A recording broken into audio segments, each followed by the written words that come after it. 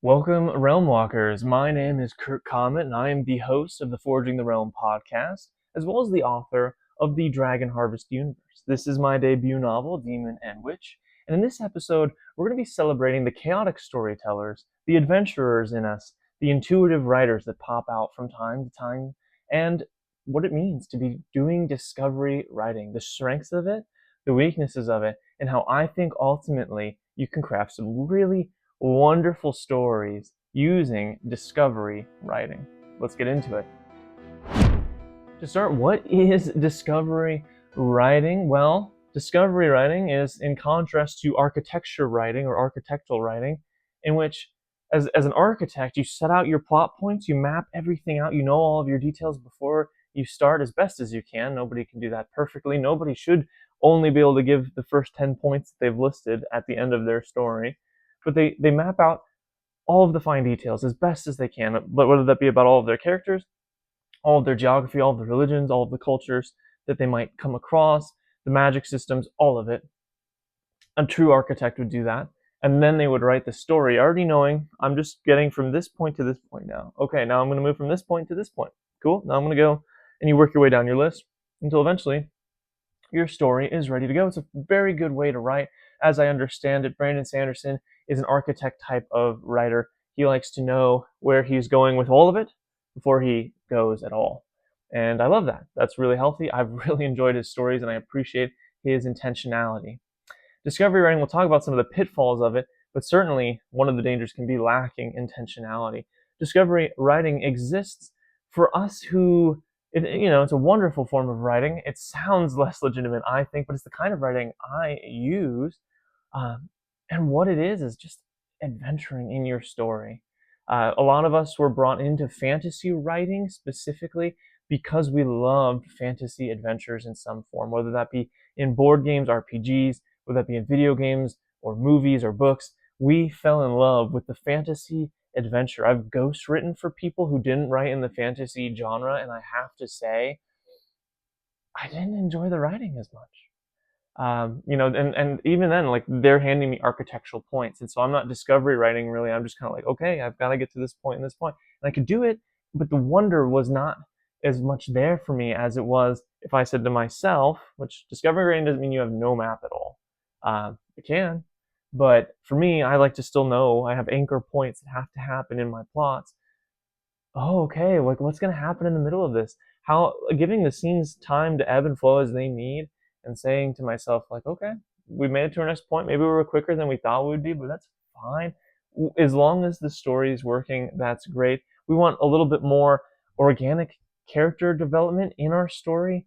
We have less outlining and planning, and we have somewhat flexible, depending on your story arc, subplots that can work out a variety of different ways. And just we take joy in the surprise of it all, and in getting to play a character ourselves, really embodying the character and saying, like, whoa, this is what's happening. That's crazy. That means this. And so discovery writing is very much exploration writing, and it's very sweet and fun to do. I think that it allows you to give your characters a chance to take on a life of their own. I can't speak as much to architectural writing because I haven't done it a lot for myself. I've done it for other people. And I have to say, for me, discovery writing allows my characters to grow in a way that I just couldn't map out on a character sheet before I started out. It allows me to, like, see them develop. Now, those character sheets do fill out, but they fill out as I go. And I look back at them and I say, "Oh, I can't. That must not be the discovery that's about to happen because it contradicts what I wrote down in 5." Or do I need to go back and change what happened in 5? What's more important here? And so you build as you go. You're not building anything. That would be an unfortunate read, I think. But you get to enjoy some of the plot twists that you come up with. It's amazing living in your worlds, which I think architectural writers and discovery writers do that. I think they spend a lot of time thinking about them. Getting those plot points to unfold before you is just, whoa, incredible. And I will tell you this, as I'm writing something and I realize the implications of what I'm writing, I will get up, I will pace, I will think through things, I will say, okay, what does that mean for my following points? What does that mean for my post points? And so there is still building going on. There's just a lot of building going on as you're writing. If you're like me and you enjoy instant gratification, which is not the only kind of gratification you should aim for, it is nice to get to be making progress in your story as you're developing it. Now, the other side of that is you can have very messy, entangled drafts. As I said in my last episode, there's been a point in my writing where I took 34,000 words and I had to move them to the trash bin because I realized this was not on beat with the story that I needed to be telling. I was moving too far to the right. We just gone too far away, and we're gonna have to figure out how to reincorporate some of it, but most of this was gonna have to go. And so you can have inconsistencies that happen if you're not accurately mapping things out. You can have dead ends that aren't really going anywhere. You can experience, this is where it's not fun to discover things. You can discover that you're really going nowhere or that you have no idea where to go. You can get lost. And if you've ever been lost before, that can be fun for a little bit, but it's not fun long term, especially when you are trying to get somewhere. I will say the editing can be a little more intense, but I think that's a great way to immerse myself in the story. So just yesterday, I went back and I read through the first 3 chapters of the book 2, that I'm working on called Necromancer, and it was a sweet thing to get to. I've read them a myriad of times, but I just kept editing and fine tuning and sharpening that.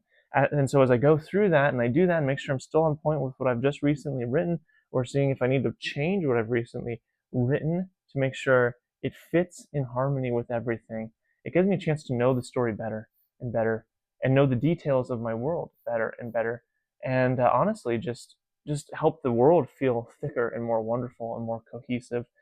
It honestly also gives me a chance to do some foreshadowing about what's to come, and so those themes fit together. But I think it's fair to say that there is scaffolding in discovery writing, but that it is much less firm than you would have if you came to the construction site of an architectural writer.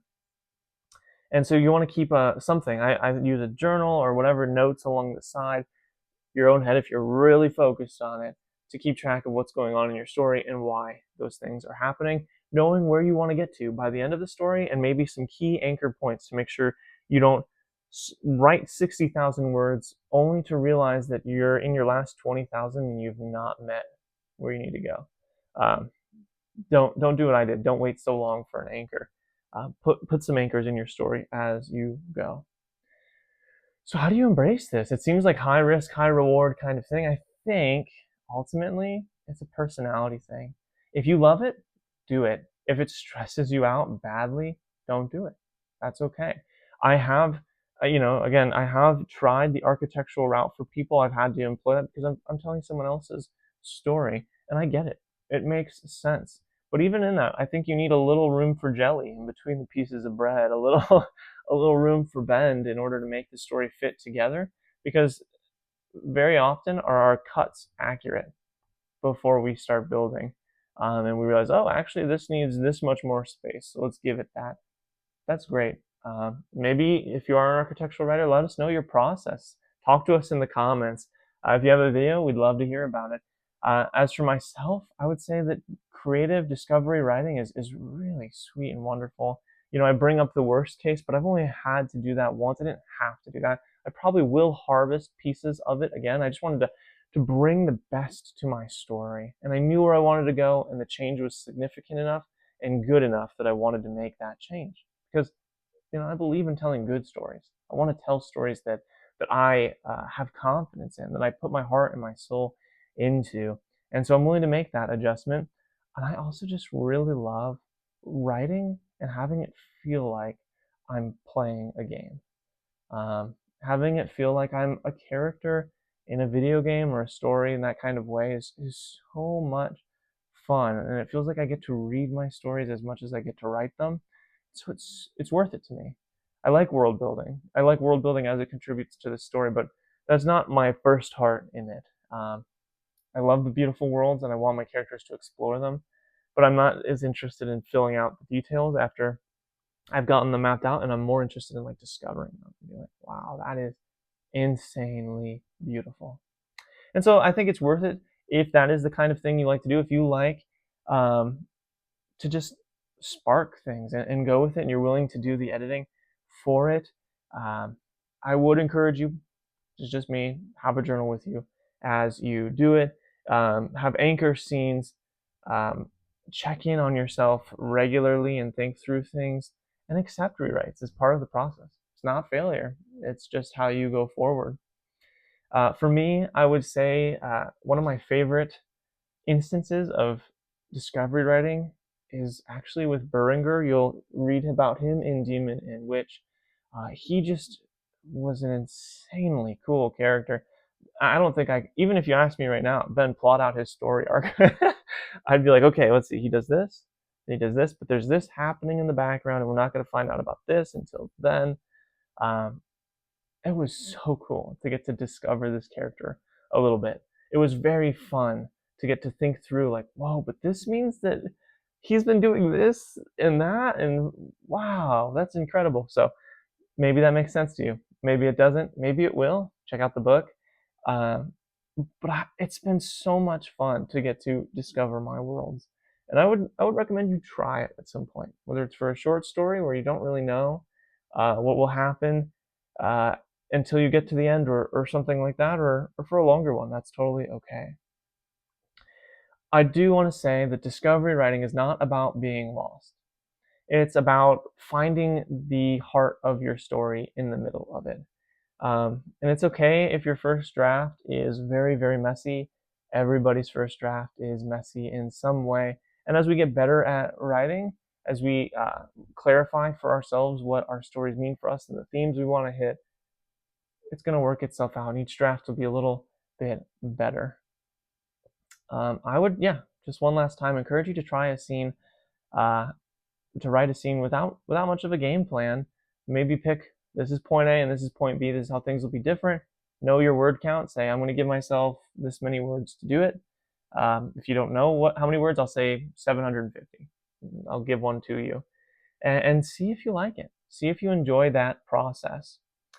Guys, if you haven't, make sure you like this episode. Make sure you subscribe to this channel and plug in with the Realm Walkers who are a part of this community. I love hearing from you guys, so let me know what stories you're working on, any thoughts that you have about this episode, what you want to see in the next episode, because we do have episodes about fantasy writing specifically regularly. Each Friday is our present aim, and we're going to be littering in other episodes as well, of course, throughout weeks as we go. We want to make sure that we're talking about fantasy in general, because not everybody likes to write fantasy, but all fantasy writers do like to talk about fantasy.